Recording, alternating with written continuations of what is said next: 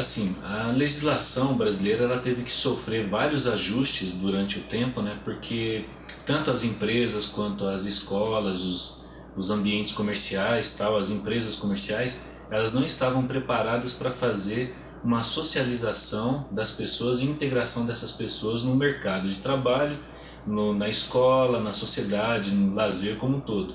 Então, atendendo não só um reclamo da sociedade como um todo, mas um reclamo assim principalmente das entidades que protegem essas pessoas que são portadoras de deficiência, de necessidades especiais. Então a nossa legislação teve que se adaptar. Uma coisa que é a nível mundial, no Brasil, essas pessoas que têm necessidades especiais, e muitas vezes até hoje nós não encontramos essa acessibilidade para as pessoas, seja na rua, seja no shopping, seja no estabelecimento comercial, e muitas vezes em estabelecimentos religiosos também, né? Igrejas e alguns outros ambientes. O que acontece? A nossa legislação teve que se adaptar. Se adaptando, principalmente o INSS, é só como exemplo, a nossa legislação da Lei 8.213 de 91, ela colocou lá alguns ditames, assim, algumas obrigações para as empresas. Então, uma empresa que tem acima de 100 empregados contratados,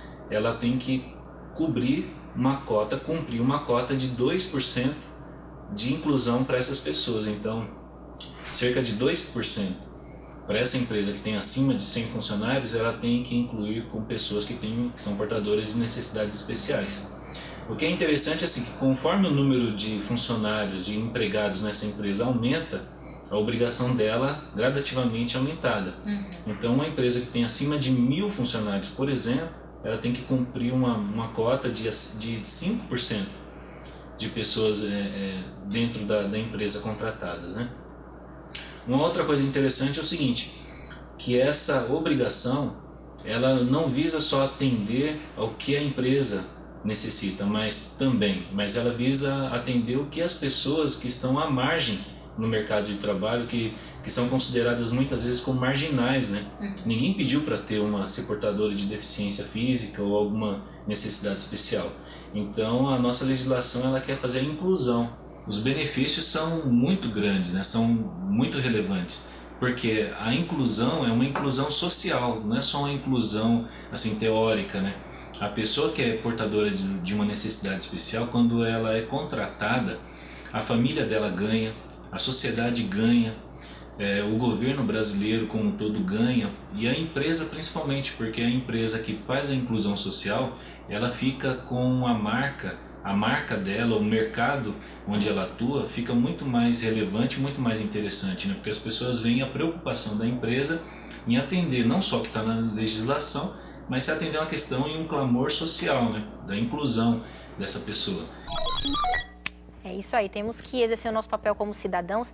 E olha só, gente, diretamente da cidade de Lavras, Minas Gerais, vamos conversar agora com a Ellen, que é a supervisora da APAE na cidade, na região. Boa noite, Ellen, tudo bem com você? Tudo bem, Lu, e você? Também, graças a Deus. Ô, Ellen, conta pra gente como os cidadãos eles podem estar contribuindo, não só esperar a manifestação do poder público, mas como os cidadãos eles podem também estar contribuindo para que haja essa inclusão social de pessoas com necessidades especiais, não só no mercado de trabalho, mas no nosso dia a dia também.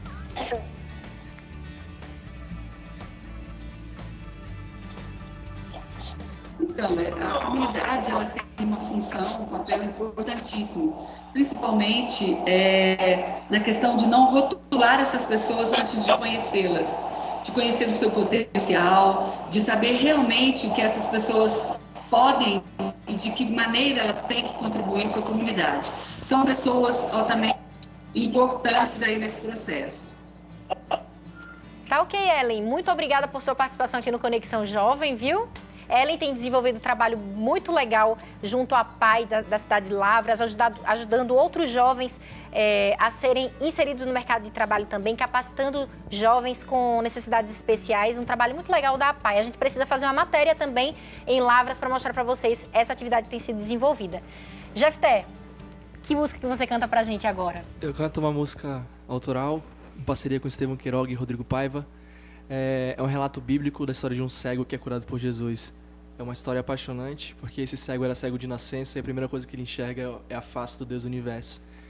Então, eu vou cantar essa música aqui. E é assim.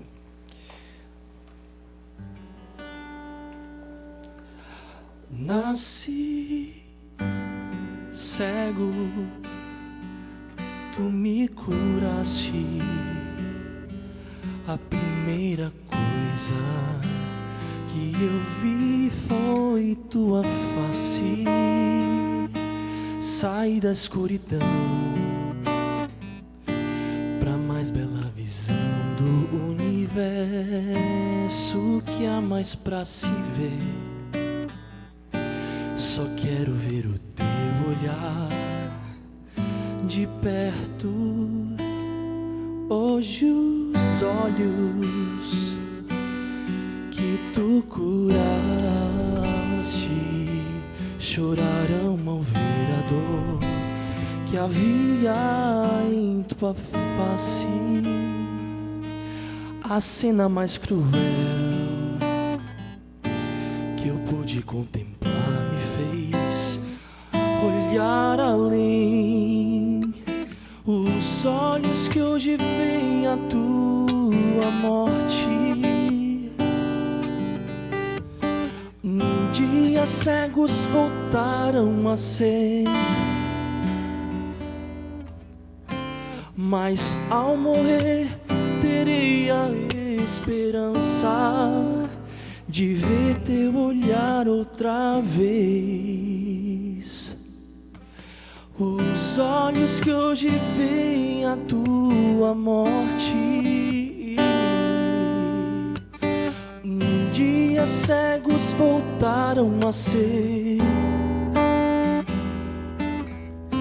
Mas ao morrer terei a esperança de ver teu olhar outra vez. Sim, ver teu olhar outra vez de perto.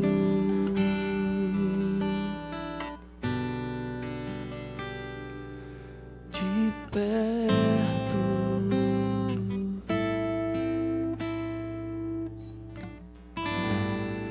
Maravilha, hein? Linda música. Valeu a pena esperar, hein? Já vai ter que voltar mais vezes. Olha só, Bruno, eu quero saber de você agora. A gente sabe que hoje, como a gente já viu, tem até leis que regulamentam e incentivam as empresas a contratarem pessoas com necessidades especiais. Você, sendo um portador de necessidades especiais e trabalhando, estando no mercado de trabalho, você sente que está valendo a pena, essa lei está funcionando ou ainda falta muita coisa para melhorar? Já foi bem pior, mas ainda falta bastante coisa. A questão dos ônibus, antes não tinha ônibus para cadeirantes, agora tem. Então, nesse aspecto, não é só dar a vaga para o portador, é fazer com que ele tenha meios que ele chegue lá. Não adianta nada você dar a vaga para ele e ele não tem como se locomover, rampas de acesso. Então, fica uma coisa meio assim, vamos dar a vaga para ele como obrigação. Entendeu? Então, não é assim, a gente tem que criar estrutura para pessoas com deficiência poderem trabalhar. Então, é nesse sentido, mas já melhorou bastante. Foi bem pior, já melhorou.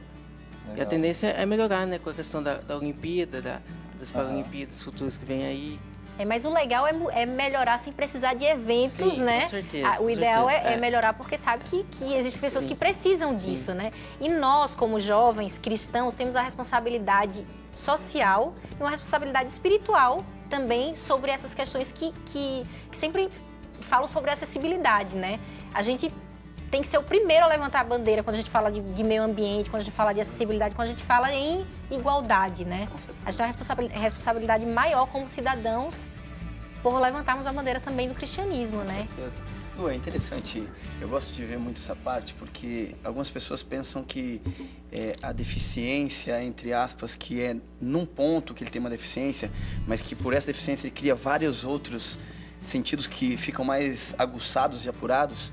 Talvez, se nós entendêssemos melhor isso, nós poderíamos entender que a mensagem que a gente leva para as pessoas tem que ser do jeito que ela necessita entender e escutar. Não adianta você montar uma placa, a coisa mais linda, mas num outro idioma que a pessoa olha e não entende.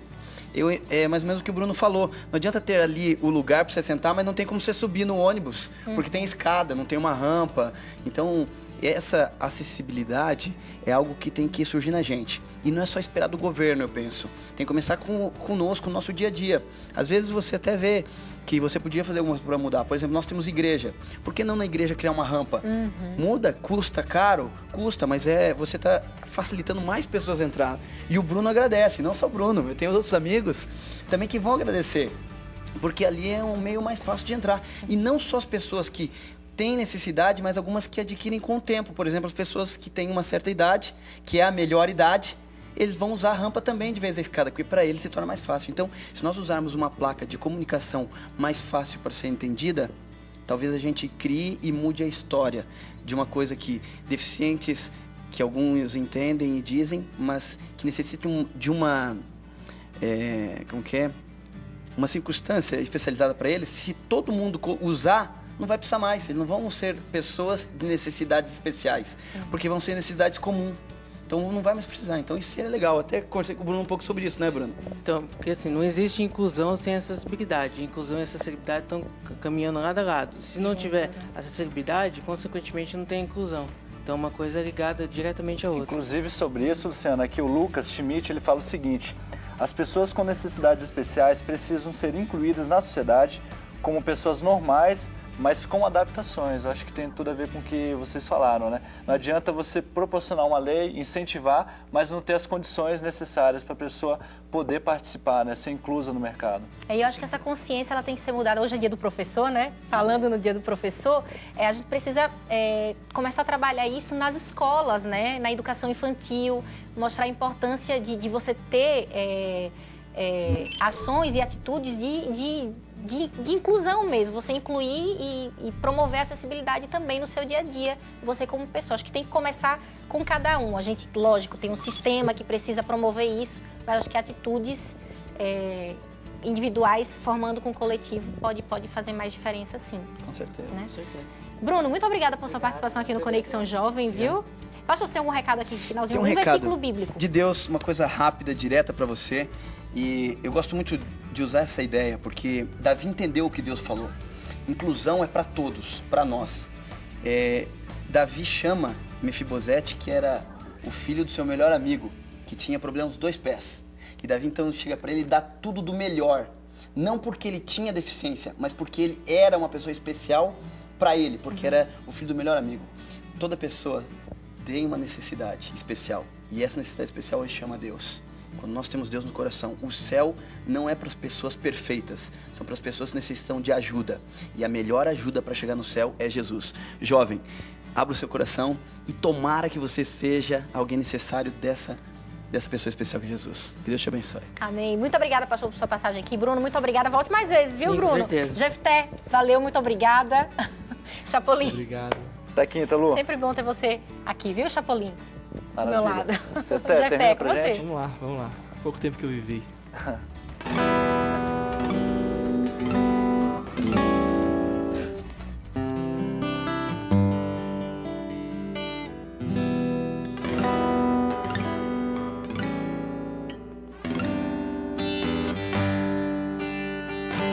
Eu me peguei pensando numa conversa antiga que um dia eu tive com alguém. Ele falava coisas que eu não queria ouvir, mas nunca me esquecerei. E falava para mim que um dia eu chegaria aqui. Tinha vivido tudo que eu ainda ia passar.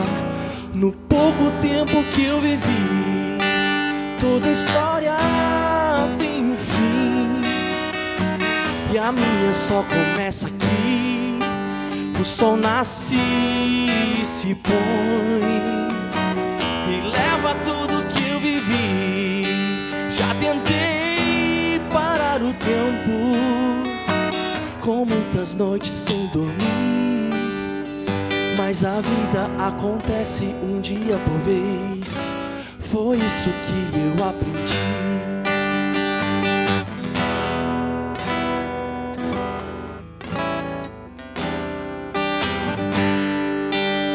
Assumi bandeiras, causas que eu já defendi, e um peso hoje são pra mim. Já desisti, lutei, nem sempre terminei.